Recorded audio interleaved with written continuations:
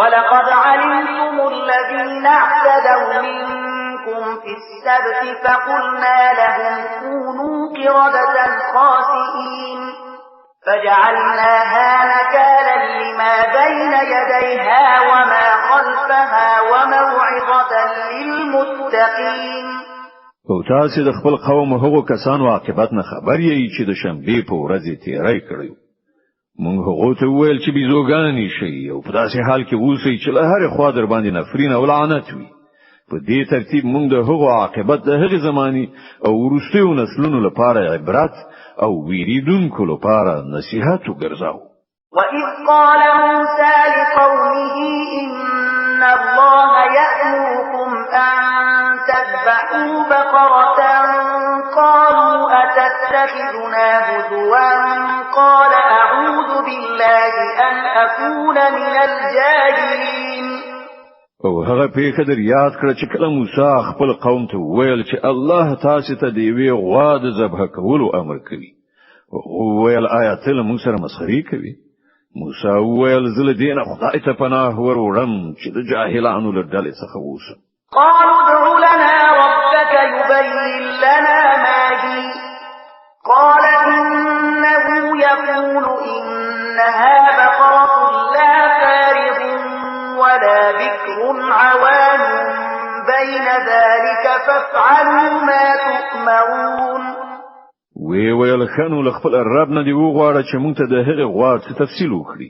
موسی ویل الله لار خودنه کوي چې هغه د داسې غواوي چې نه زړه وي نه وړه بلکې د منځني عمر لرونکي وي. نو چې درته امر کیږي هغه سی وکړي. قالوا ادع لنا ربك يبين لنا ما لونها قال إنه يقول إنها بقرة صفراء فاقع لونها تسر الناظرين. او بیا ویل خپل رب نه دا هم پوښتنه وکړه چې د هغې بڼه څنګه وي. موسی ویل هغه وایي چې داسې تکه ژیړه غوا دي وي چې لیدونکي یې په لیدو خوشحاله شي. قالوا ادع لنا ربك يبين لنا ما هي إن البقرة شابه علينا وإنا إن شاء الله لمهتدون. بیا ویل خپل رب نه د څرګنده پوښتنه وکړه چې راوخی څنګه غوا مقصد ده. موږ د هغې په سمه پیژندنه کې په اشتباه کې لویدلی یو. که د الله اراده وشي موږ به هغه ښه وپیژنو. قال إنه يقول إنها بقرة لا ذلول تثير الأرض ولا تسقي الحرث مسلمة لا شية فيها قالوا الآن جئت بالحق فذبحوها وما كانوا يفعلون. موسی جواب ورکړ چې الله وایي هغه داسې غوا ده چې زحمت نه دی ایستلای نه یې ځمکه کول بکړي نه یې ارهټ ګرځولای روغه رمټه او بې داغه ده.